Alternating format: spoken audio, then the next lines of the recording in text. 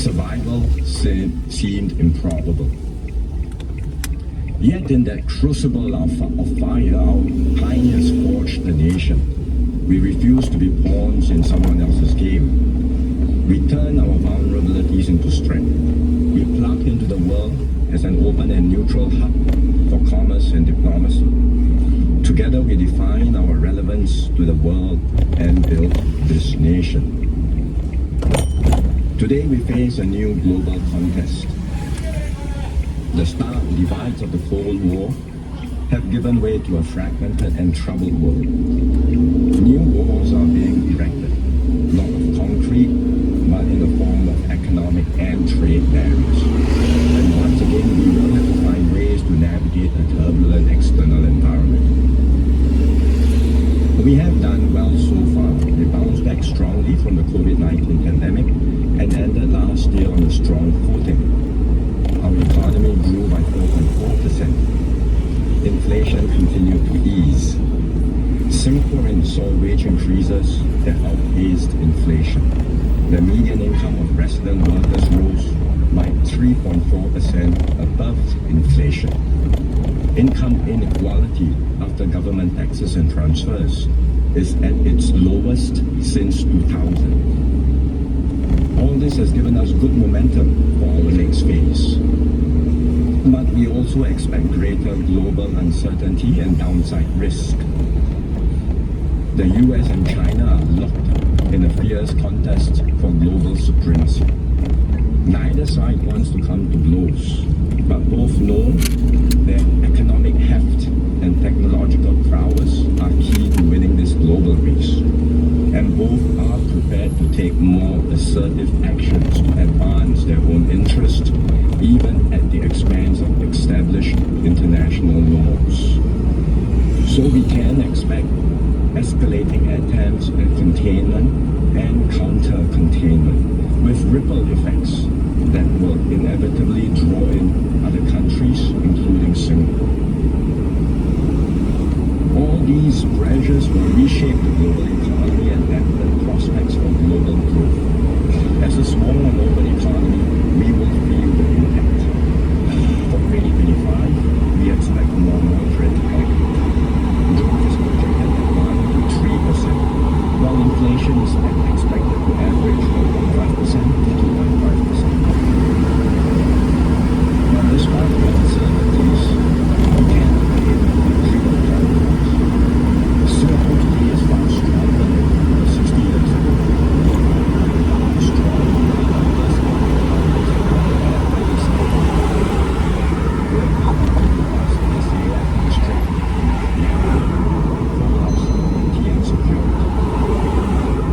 we have forged a common Singapore identity, grounded in our shared values and experiences and our commitment to one another and our nation.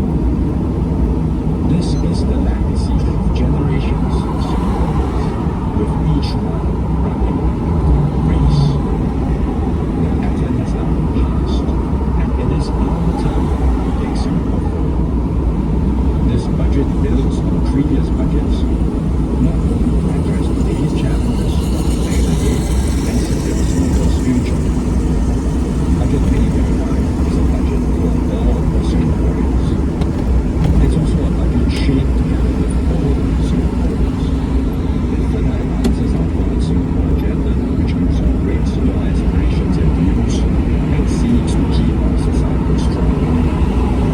In this budget, we will review, tackle cost pressures, advance our growth frontier, equip workers strong life, build a sustainable city, build a caring and inclusive society, and rally as one united people. And I will go through each of these in turn.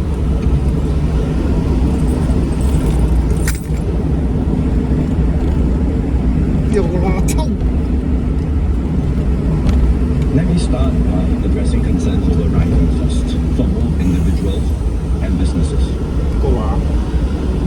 Global inflation rose sharply in 2022 and remained high after that due to energy, food, and supply chain disruptions. Like many other countries, Singapore was impacted. That's why we've been providing additional support measures over the last 2 years to cushion the impact on Singaporeans. Last year, I enhanced the assurance package by $1.9 billion. The package has helped to fully offset the effects of inflation for lower income households and to provide a significant cushion for middle income households. We will continue to provide support as long as needed within our means. While inflation is expected to ease further this year, prices remain high. Singaporeans are still adjusting to these new price realities. Some have had to tighten their belts, rethink spending habits, or make difficult trade-offs to manage their expenses. Therefore, in this budget, I will provide additional support for Singaporeans. First, I will provide $800 in CDC vouchers to every Singaporean household. The first $500 will be disbursed in May this year, and the remaining $300 will be disbursed in January next year. As with previous CDC vouchers, half can be used at participating supermarkets, and the other half can be used at participating heartland merchants and hawkers. Second, I will provide additional USAVE rebates to help households cope with their utilities expenses. Eligible HDB households will receive up to $760 this financial year. This is double the amount of regular USAVE rebates. It will cover about 6 months of utilities expenses for those living in 1 and 2 room flats, and 3 months of utilities expenses for those living in 3 and 4 room flats. Third, I will provide more support to families with children. They will receive $500 in Life SG credits for each Singaporean child aged 12 and below this year. These credits are the same as the Life SG credits we gave to national servicemen last year, and parents can use them to defray their household expenses.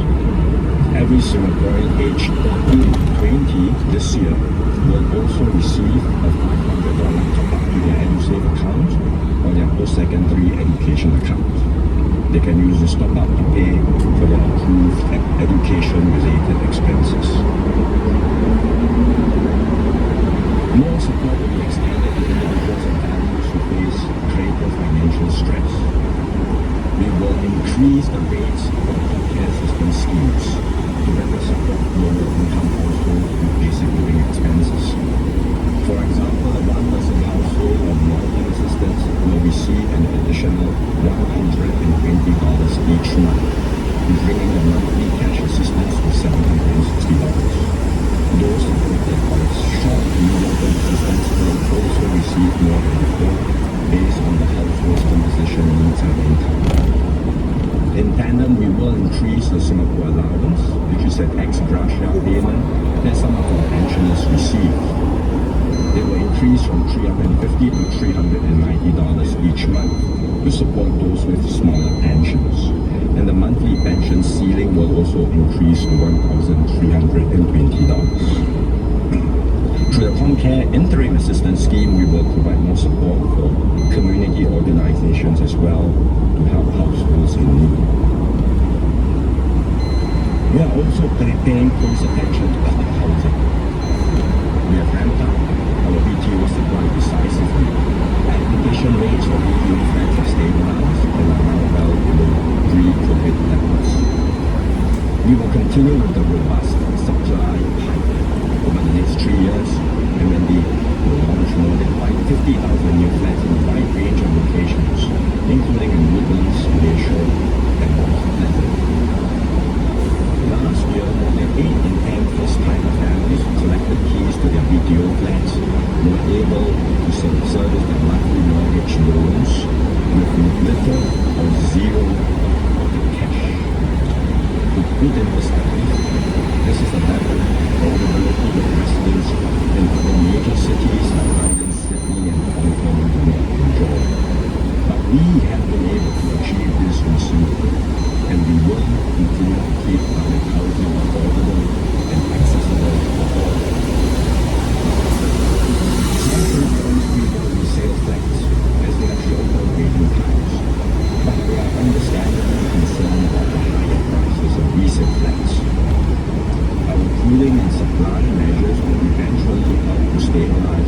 resale market. Meanwhile, we will offer more options to home seekers who want the flats sooner. This year, HDB will launch around 3,800 flats with a waiting time of less than 3 years. This is about 80% of the 3 years BTA supply. And we will continue to increase the supply of such flats in the coming years. HDB also launched our largest ever sale of balance flats exercise last week, with around 5,500 flats available island-wide, and it plans to hold another balance flat exercise later this year. Higher prices also affect our businesses, many of whom are grappling with the higher cost of rent and labor. So I will introduce a 50% corporate income tax rebate in the year of assessment 2025. Not all companies are profitable and some may not benefit from such a rebate. So I will provide every active company that employed at least one local employee last year a minimum benefit of $2,000. The total benefit that each company will receive will be capped at $40,000. Despite facing higher cost pressures, I'm glad that many businesses remain committed to uplifting the wages of lower wage workers. The government will continue to share this responsibility with employers. And taking into account feedback from the employers, I will enhance the progressive wage credit scheme by increasing the government's co-funding levels for wage increases from 30% in 2025 to 40%. And from 15% in 2026 to 20%. The measures we have taken in recent years and are taking in this budget will help to mitigate the impact of rising costs. But in the longer term, the best way to adjust to higher prices is to grow the economy and increase productivity so that all Singaporeans can enjoy higher real incomes and better standards of living. And let me turn to our strategies next in these areas.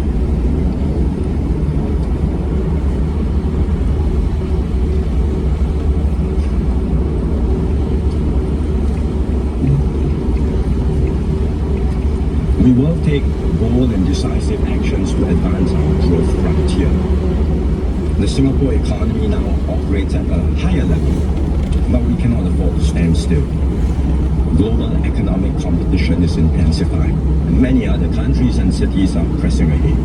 If we fail to stay competitive, we will be left behind. We must therefore redouble efforts to grow our economy and keep it dynamic and vibrant. Growth has a direct impact on the collective well-being of Singaporeans. Last year, our economy grew by more than 4%. This meant higher wages and real incomes for many, many workers. It will be hard to achieve 4% growth on a sustained basis. But if we can secure an average of 2 to 3% growth per annum over the next decade, we will be able to create better jobs and opportunities and improve standards of living for all Singaporeans. To achieve this, we must continue to uphold several fundamentals that includes maintaining sound monetary and fiscal policies, harnessing market forces to drive efficiency and innovation, staying open to people and ideas to strengthen our capabilities, and deepening our tripartite partnership as a cornerstone of economic stability. At the same time, our approach and strategy must adapt to changing circumstances. At this stage of development, we can no longer compete on cost alone. Instead, we must differentiate ourselves by producing high-value solutions for the world. To take our economy forward, this budget will emphasize 3 key areas: technology and innovation, our enterprise ecosystem, as well as our infrastructure investments amidst resource constraints. First, we will enhance our technology and innovation engines. This is crucial because new ideas, innovation, and technological progress are the drivers of growth. We see this in the US, where the technology sector, powered by Silicon Valley and companies like Apple, Amazon, Alphabet, and Tesla, has helped to propel the country's dynamism and innovation. We don't operate at the same scale as the US, but we can still excel in specific areas of innovation and technology. We have a new generation of local tech companies like Grab, Sea, and Razer, which have established themselves as regional or industry leaders. We are home to the world's top tech companies. They already have substantial activities here and are keen to do more out of Singapore, including in new frontier areas like artificial intelligence or AI and quantum computing. We also have considerable strengths in several industries. We are a key player in semiconductors, supplying more than 10% of the chips and producing 1/5 of semiconductor equipment worldwide. Just as silicon chips fuel the tech industry, DNA chips are unlocking new frontiers in life sciences. These chips enable scientists to sequence DNA, which can be used to diagnose diseases or identify patient risk. They demand high levels of precision engineering to implant millions of DNA strands into a glass or silicon surface. Singapore alone produces more than 80% of the world's DNA chips. In fact, we are a keynote for the broader life sciences sector. 8 of the world's 10 pharmaceutical companies have manufacturing operations here. We are also a major producer of advanced medical devices, including cardiac implants and hearing aids. Take the example of American tech company Illumina. It is the global leader in next-generation genetic sequencing instruments and DNA chips. Illumina has a strong footprint in Singapore. We serve at its Asia-Pacific headquarters and host a key R&D and manufacturing site here. This is Illumina's genome sequencer, which is designed and manufactured in Singapore. Engineers across different disciplines work together to design this. When COVID-19 first emerged, it was such a machine that first sequenced the virus. It did so within hours, allowing scientists around the world to start developing drugs and vaccines. Illumina's presence has benefited other Singapore enterprises like Venture Corporation and Sunningdale Tech. Their partnerships with Illumina have helped them build new innovation capabilities and expand to new areas. To enhance our technology and innovation engines, we have to anchor more high-quality investments. There have been attempts internationally through BEPS 2.0 to ensure that multinational enterprises, or MNEs, pay a minimum level of taxes worldwide, or to tilt the playing field in favor of governments. But in reality, MNEs wield considerable leverage and options. And that is why governments everywhere are still spending significant amounts to attract investments. We cannot afford to outbid the major economies, but we do need to set aside sufficient resources to maximize our competitive strengths. So I will top up the National Productivity Fund by $3 billion. Our R&D efforts are critical in powering our innovation and technology engines. The government has consistently invested about 1% of GDP annually in R&D over the last 20 years. These investments have borne fruit. For example, our biotech ecosystem will not be where it is today without Biopolis, which we built more than 20 years ago. It also serves as a platform for biotech talent to gather and share knowledge that then diffused into our education system, which uplifted a new generation of Singaporeans. To sustain this momentum, we must invest to keep our R&D infrastructure at the cutting edge. For our biotech sector, we will refresh our public biosciences and medtech research infrastructure in the greater One North area. This will provide state-of-the-art facilities, promote collaboration within our research community, and enable faster translation of research into commercial solutions. In the semiconductor space, we will develop a new national semiconductor R&D fabrication facility. This will provide industry-grade tools for researchers and industry partners to prototype and test new semiconductor innovations. These developments will cost about $1 billion. We will also support companies that undertake R&D and innovation in partnership with other stakeholders. We have a good suite of schemes today which we will further enhance, and more details are in the annex to the budget. Second, we will strengthen our enterprise ecosystem. Over the years, we have developed a stronger pool of globally competitive startups and enterprises, but there's still more to be done. We want Singapore to be a place where exciting ventures develop and grow into the leading enterprises of the future. We already have a good pipeline of such promising enterprises. For example, AEM Holdings is a Singapore-headquartered provider of semiconductor testing solutions. Its products serve a critical role in the chip production process by helping to detect manufacturing defects or design flaws. AEM today has a global footprint with manufacturing plants and R&D teams across Asia, Europe, and the US. We will provide more support for enterprises to scale up, execute their growth plans, and compete on the global stage. In particular, I will extend our support schemes for internationalization and for mergers and acquisitions. And again, the details are in the annex to the budget. Some ventures are started by global companies or by experienced entrepreneurs. As our investment promotion agency, EDB has close links with these multinational firms and entrepreneurs. So EDB will launch a global founder program later this year to encourage global founders to anchor and grow more new ventures in Singapore. To succeed, all enterprises must invest in technology to enhance their competitiveness and productivity. Enterprises can adopt off-the-shelf solutions like AI-powered analytics and digital marketing tools.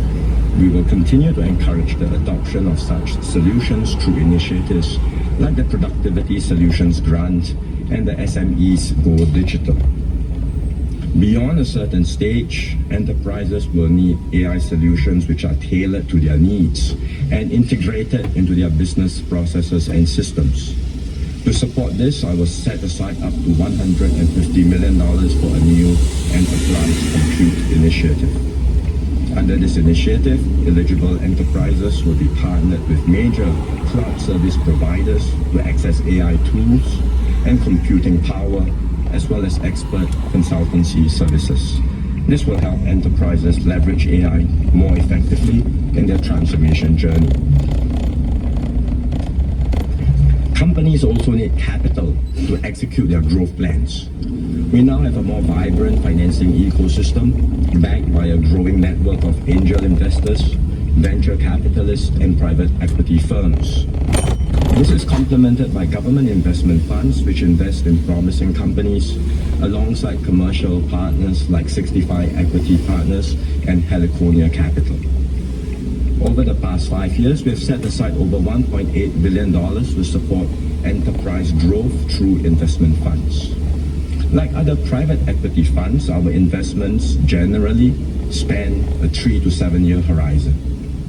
To help enterprises with longer growth trajectories, we will deploy some of our funds as patient capital with longer investment horizons to ensure that promising companies have the resources they need to thrive.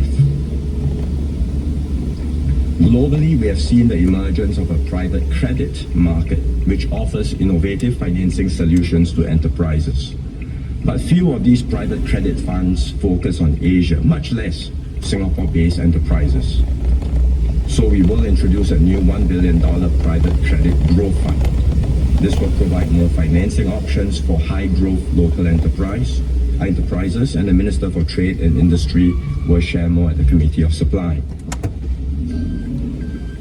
As enterprises scale up, they may also list on a stock exchange to access more capital. Larger companies with significant overseas revenues will typically choose to list abroad to be closer to their main consumer markets. We recognize and accept these as commercial decisions. But there has been feedback that the Singapore Stock Exchange is not attractive